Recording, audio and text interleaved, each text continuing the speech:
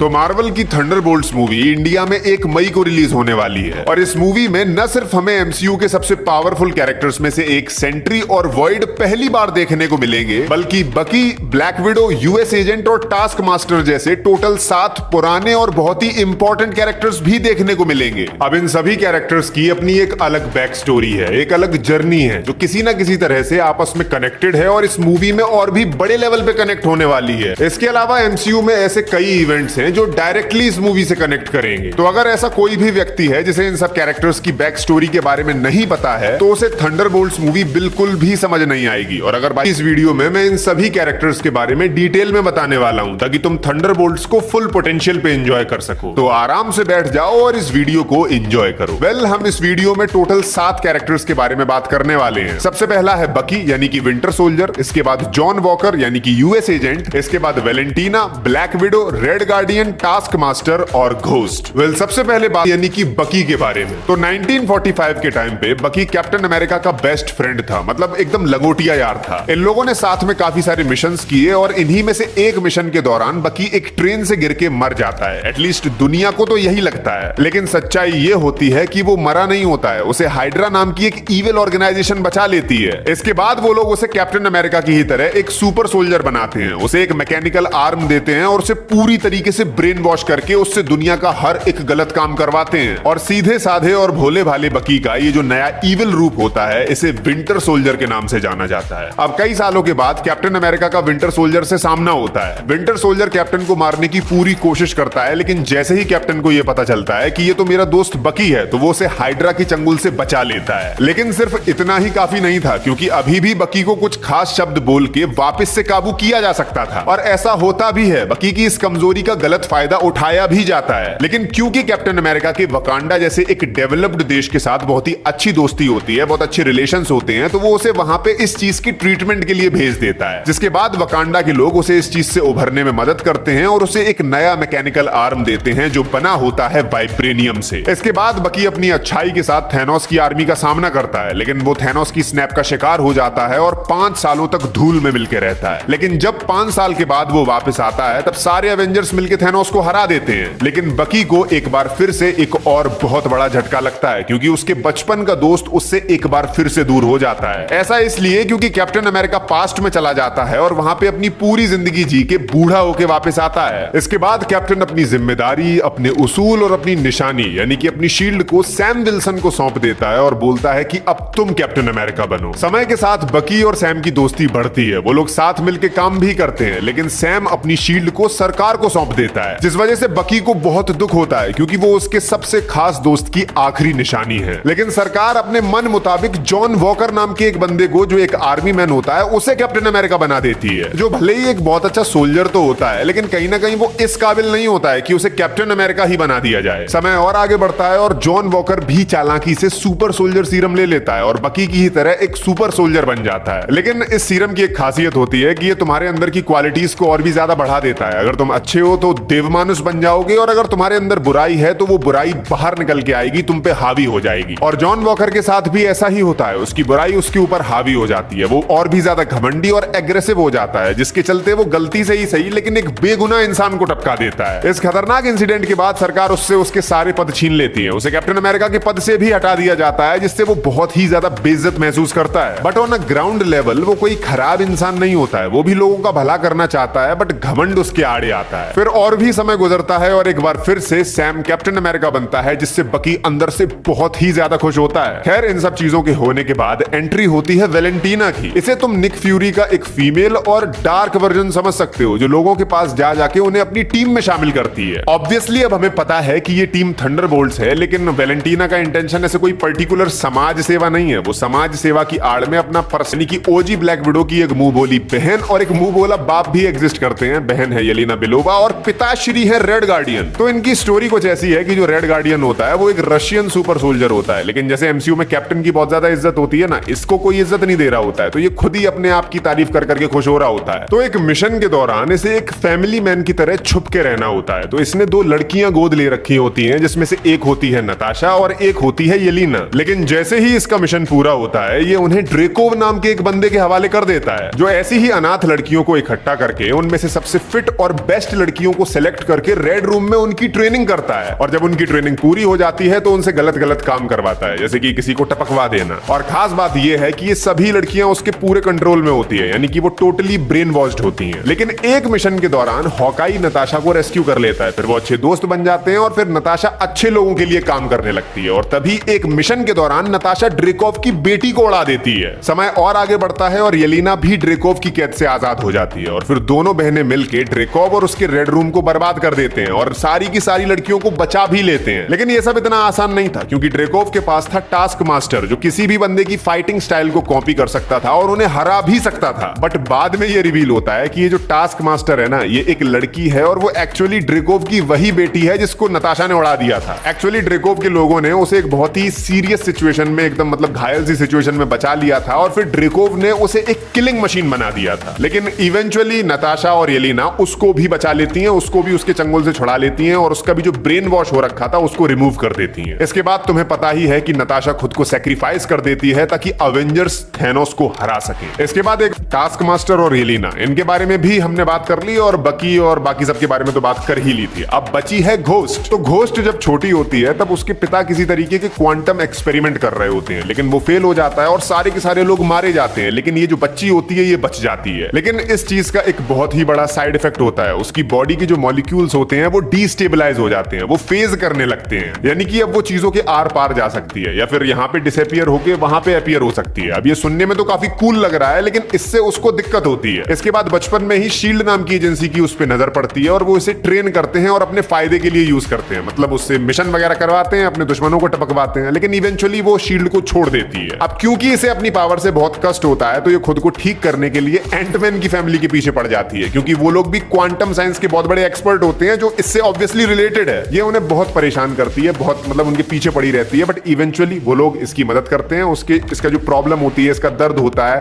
उसको दूर करते हैं। ऐसा नहीं है कि पावर्स इसकी चली जाती है, पावर्स अभी भी इसके पास है, बट वो जो उसकी जो प्रॉब्लम होती है वो सॉल्व हो जाती है। अब इसके आगे तो ये हमें थंडरबोल्ट्स में ही देखने को मिलेगी। अब ये जितने भी कैरेक्टर्स मैंने तुम्हें बताए हैं, ये सब समाज से निकाले हुए, हताश और टूटे हुए हैं, और इन्हीं टूटे हुए टुकड़ों को वेलेंटीना अपने बेनिफिट के लिए साथ लाने की कोशिश करेगी। खैर, ये था मेरी तरफ से एक कंप्लीट रीकैप। अब तुम्हें सारी जरूरी चीजें पता हैं और तुम थंडरबोल्ट्स को पूरी तरीके से एंजॉय कर सकते हो। मिलेंगे थंडरबोल्ट्स के रिव्यू और ब्रेकडाउन में, तब तक के लिए बाय।